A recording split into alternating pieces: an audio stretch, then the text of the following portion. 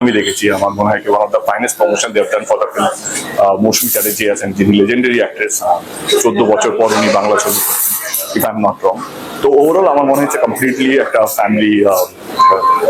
ফ্যামিলিকে নিয়ে দেখার মতন একটা ছবি। তো প্লিজ যারা যারা ভালো বাংলা ছবি দেখতে চান এই নতুন বছরে, বাংলা নতুন বছরে আপনাদের কাছে একটা নতুন উপহার ফ্রম ইয়াস নুসরাত প্রোডাকশন। দেখুন, দেখলে ভালো লাগলে সবাইকে বলবেন। ধন্যবাদ।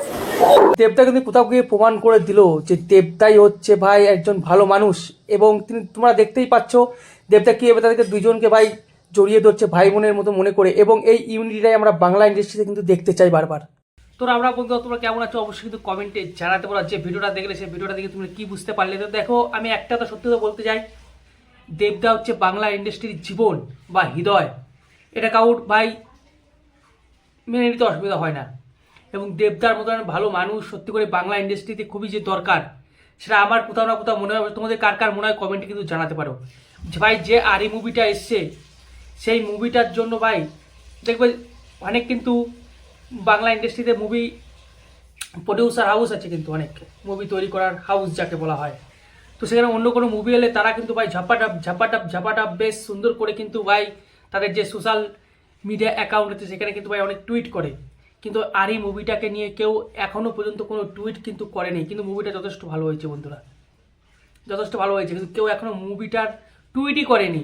বরঞ্চ তারা আরও কী করে ভাই রেটিং কমানো যায় সেদিকে ব্যস্ত আছে। সেখানে দাঁড়িয়ে দেবদা এইভাবে যে পাশে দাঁড়ালো আরির বা ইয়াসদার, সত্যি একদম প্রশংসনীয়। এবং তিনি যে একজন ভালো মানুষ তিনি আবার প্রমাণ করে দিলেন। তিনি অনেকজনের পাশে দাঁড়ান, কিন্তু পরে হয়তো তারা চেনে না, কিন্তু দেবদা আবার কিন্তু প্রমাণ করে দিলেন।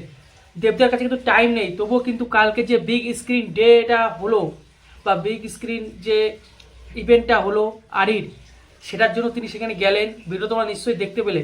এবং শুধু গেলেন তাই না, রীতিমতো তাদেরকে হাক করলেন বা জড়িয়ে ধরলেন, এবং জড়িয়ে ধরে থেকে থামেননি, তিনি বইটা দেখে বললেন যে বইটা ভাই অসাধারণ হয়েছে, তাই সকলের অন্তত একবার প্রয়োজন হলে গিয়ে বইটা দেখা। এইটুক কথা ভাই কেউ বলতে পারছে না দেবদা ছাড়া, এইটুক কথা। তো পাশে সেই দেবদাকেই আবার দাঁড়াতে হলো, বা পাশে এসে দাঁড়ালো কিন্তু সেই আবার দেবদাই। এত বড় বড় প্রোডাকশন হাউস রয়েছে, তারা কিন্তু ভাই কোনো একটা সোশ্যাল মিডিয়ার এত হিরো রয়েছে আমাদের পশ্চিমবঙ্গে, তারা কোনো একটা ইয়েই করেনি যে একটু আরেককে একটু সাপোর্ট করি, কেউ করেনি। বরঞ্চ তাদের নিচে ডাউনে নামানোর জন্য কত ব্যস্ত হয়ে রয়েছে। কিন্তু সেখানে দেবদা দেখিয়ে দিল যে দেবদা হচ্ছে আসল মানুষ বাংলা ইন্ডাস্ট্রির, যিনি ভাই সবার পাশে থাকেন। হয়তো দেবদার পাশে কেউ থাকে না, সে আলাদা ব্যাপার, কারণ দেবদা নিজেই 100, তার পাশে থাকবে কি। তো দেবদা কিন্তু আরির পাশে এসে দাঁড়ালেন। আবার কোন মুহূর্তে দাঁড়ালেন সেটাও একটা বিশাল একটা বিশাল একটা চিন্তা ভাবনার কথা, বা একটা গভীর একটা বিষয়। এখন তিনি কি দেবদা কিন্তু ব্যস্ত রঘু ডাকাতকে নিয়ে, কারণ দুর্গাপুজোর সময় আমরা সকলে জানি রঘু ডাকাত আসছে। এই গরমের মধ্যেও কিন্তু শুটিং চালিয়ে যাচ্ছে। সেই ভিডিও কিন্তু আমি দিয়েছিলাম, যেটা কিন্তু আউস গ্রামে ভাই শুটিং হচ্ছিল, বুঝতে পারছো তো, সেই ভিডিও কিন্তু আমি দিয়েছিলাম। তারপরে আউস গ্রাম থেকে কলকাতায় চলে গেছে। এই গরমে যারা ভাই বাইরে বেরোতে ভয় লাগছে, সেই গরমে ভাই শুটিং করছে।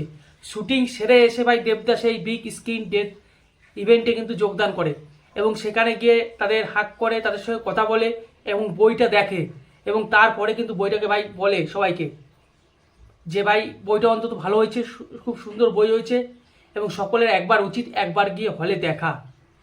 জাস্ট এই যে কথাটা বলেছে দেবদা, এতেই ভাই খুশি হয়ে গেছি, কারণ দেবদা এসে পাশে দাঁড়ালো কিন্তু ইয়াসে, আর কেউ কিন্তু দাঁড়ালো না। বাংলায় তো হনু সব প্রোডাকশন হাউস আছে, হনু অ্যাক্টার আছে, তারা কিন্তু কেউ ভাই সোশ্যাল মিডিয়ায় গিয়ে বললো না যে বইটা একবার দেখো, অন্তত কেউ বলেনি, কেউ সাপোর্টই করেনি।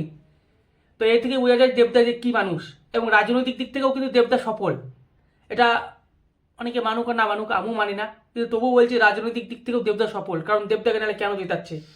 এবং দেবদার সঙ্গে যারা গেছে তাদেরকে আর পাওয়া যাচ্ছে না রাজনীতিতে, কিন্তু দেবদা দেখো রাজনীতিও করছে, প্লাস আবার মুভিও করছে।